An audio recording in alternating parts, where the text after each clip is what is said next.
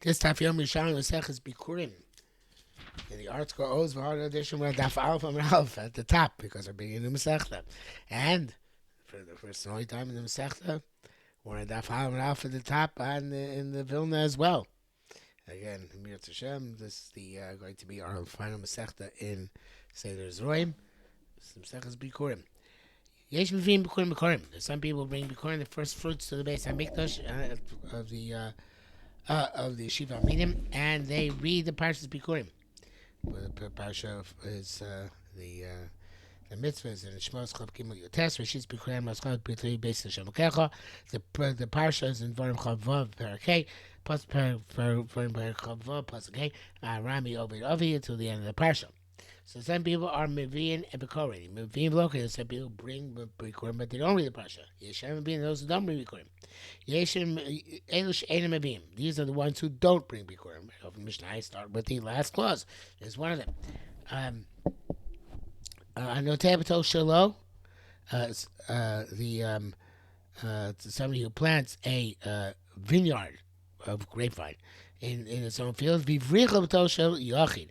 But he then shot it down underground and made a berach, a knee, which means it goes back as a shoot under the ground, and runs it into his friend's field. Within another individual's field, or in the field which belongs to the masses. Also, the original tree starts out his property, or in the public property, and then he runs a shooter on the ground into his own property. Somebody who plants in his own property, or does a runner in his own property, and there's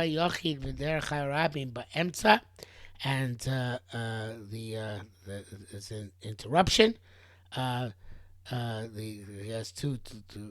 has yard on this side, yard on that side, and where it comes out on the other side, yes, it's also in his yard, but in the meantime, there's an interruption between the two.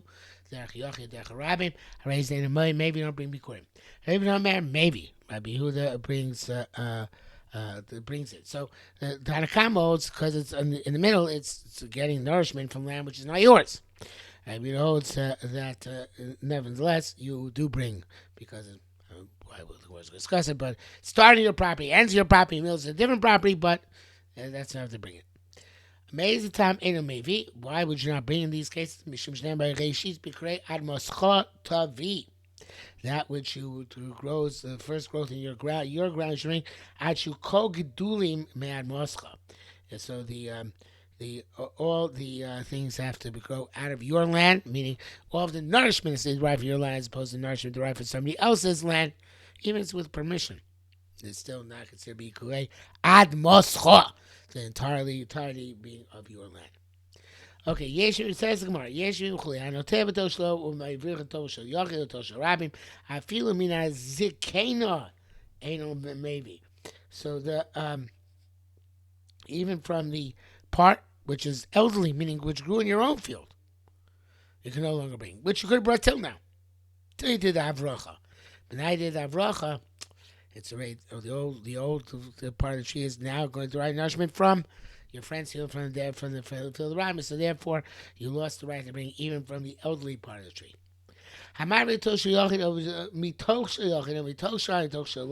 And conversely, if you drew a runner from from another person's field, or from the masses field into your field, even from the new part which is growing out in your field, you can't bring, because it's deriving nourishment also from the older part which is in somebody else's field. Hadamara, this teaches us Kashem Shaz Yalda, just like the newer part of the tree derives nourishment from the older part of the tree. So too the older part of the tree derives nourishment from the younger part of the tree. Rabbi Yechon said, Kula Mishum Torah's Hagozlan. The Torah changed gears to Gezel. Means the same thing, obviously. Yardu Lahen. So when it's according to this, the issue is one of permission. Till now, I was saying if you have permission, it doesn't work. Rabbi Yechon says no. So you don't have permission. If you have permission, then you can bring Bikurim from that part of the field. So Amar Rabbi Yosef said, Mas Nisayin Amar Kain. So Rabbi Yosef said, does the Mishnah say this? The Mishnah says that the issue is that you kogli man moscha, right? So it doesn't say anything about Goslin. Our Mishnah later on we're going to talk about Goslin, but not in our Mishnah. So it sounds like the issue is nothing to do with Gezela, and therefore, even if you have permission, it's still not going to be good. Meza Tamina maybe. What does our permission say? Mishum Shlem Arikshi Bisbegay Moscha. Like we said, nothing to do with Gaza. Okay, so it says the Gemara further. Tani, im hivich b'shus maybe b'koire. Sounds like Rabbi Yechon, right? It says that you plant within your field and you're mavrich into the other field. You do bring, so that it's a right. So it sounds like Rabbi Yechon.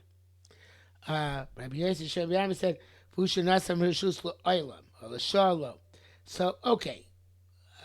That's if he gave permission permanently. He said he gave permanent permission for the Havracha to be within his land, or whatever the case may be. The Havracha. So, but if you only gave temporary rishus, it's not good enough. Rabbi Yosef said field of Shah. No, even it's temporary rishus, that's good enough. Chelin Rabbi Yonah minado, and Rabbi Yonah's evidence is from that which is said in Basra. That the case is Perik base, Mishnah base. So he plants his tree adjacent to his friend's field, and the roots of the tree went into his friend's field. So if the Baal Asada is who gave permission is digging a well or some other underground structure within his field, he can cut off the roots which are extended from the other field, and they belong to the owner of that field in which they're growing. Even still, the main raya is from later on there about the Bible says that a tree which is adjacent to the border of for a friend's field, you may be v'kairi, because and it says I'm asking Yeshua's haaretz. Yeshua's the value of the man, so on that stipulation, it should be permissible. So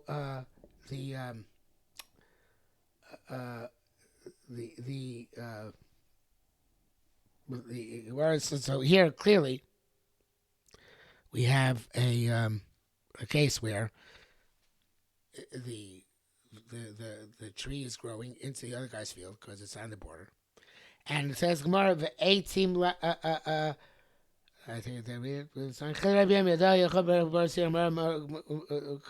18 shelo, 18 lo l'shohen, or 18 not l'shah. The Baal Sada has rishus to cut any time, to dig a bore and to cut his friend's wood out. So we see that whatever permission was given to the adjacent field to have its roots go into my field, me being the neighbor who wants to dig the bore, it's only temporary. So such time as I decide to make a bore. So we see that Rishus L'Shah is considered to be Rishus. Ma Avele Rabbi Yossi. What's Rabbi Yossi going to do with this the Gemara Basra, the Mishnah Basra? So it says Shoshu Darkan Lahachlif L'Oilam. So he said fascinating things. Since that these are roots which constantly are changing. I don't know what different trees have different kind of roots, but these are roots which constantly change. There are always new roots growing, different roots. So since he's given permission for there to be roots. Not that these specific roots are not going to be, they're only the Shah. But the permission for the roots is general. And they're constantly new roots growing, so therefore that's considered to be permanent rishus, and that's why it's that works to bring bikurim for the field, for the tree in the adjacent field.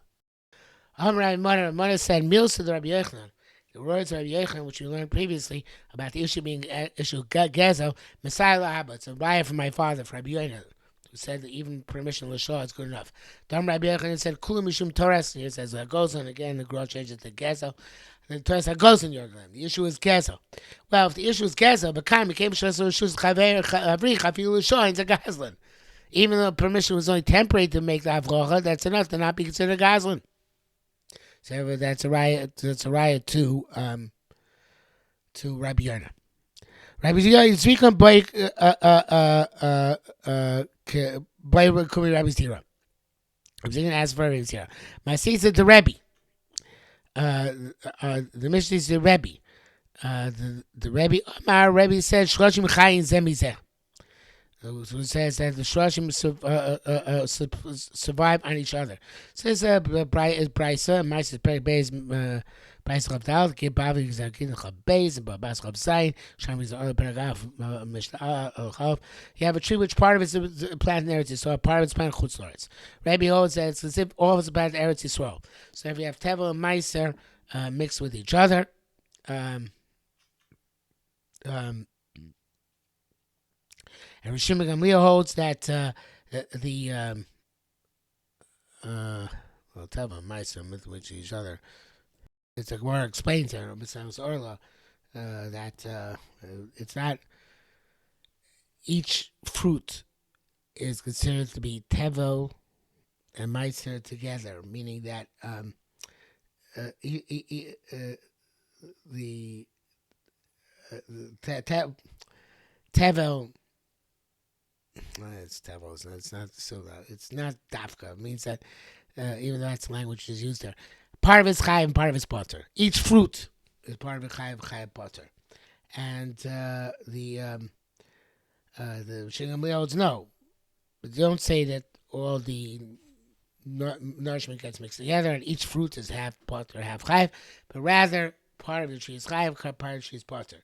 When Gittin says it's where there's a stone in the middle of the tree, so you can show you can see which side is which what. But in any event, in those circumstances, then Rebbe holds part of the tree is chayiv and part of the tree is butter. Rebbe holds the entire tree is a mixture of both together.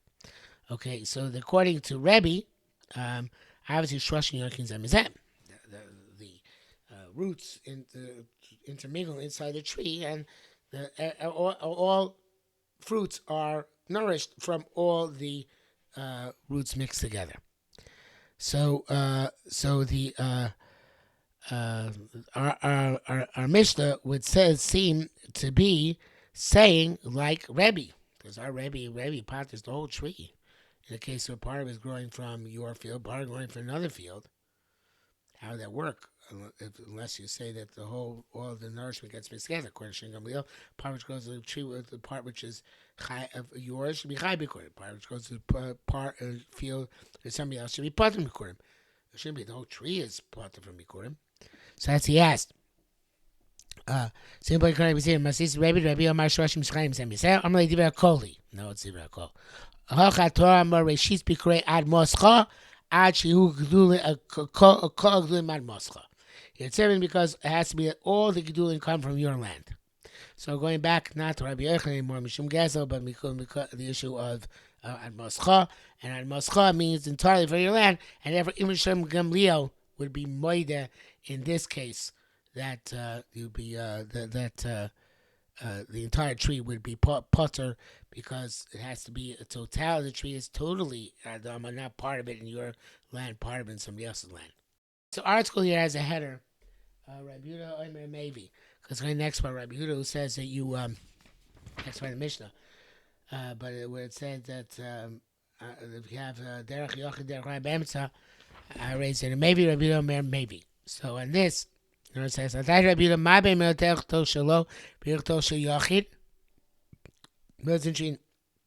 plant within your own yard and then did avrocha to another individual's yard. It was in between where you started your yard, came up in your own yard, but there's the echiyach be'emsa. So Rabbi Yaakov Meisha said, it's talking about where in the middle ground between your two parts of the yard, you had to grow through in a gourd or in a pipe. So learn about Hebrew is a jet, but the idea is a pipe. So therefore, it's not deriving any nourishment in the middle from the derech hayochid or derech harabim. So the Gemara says,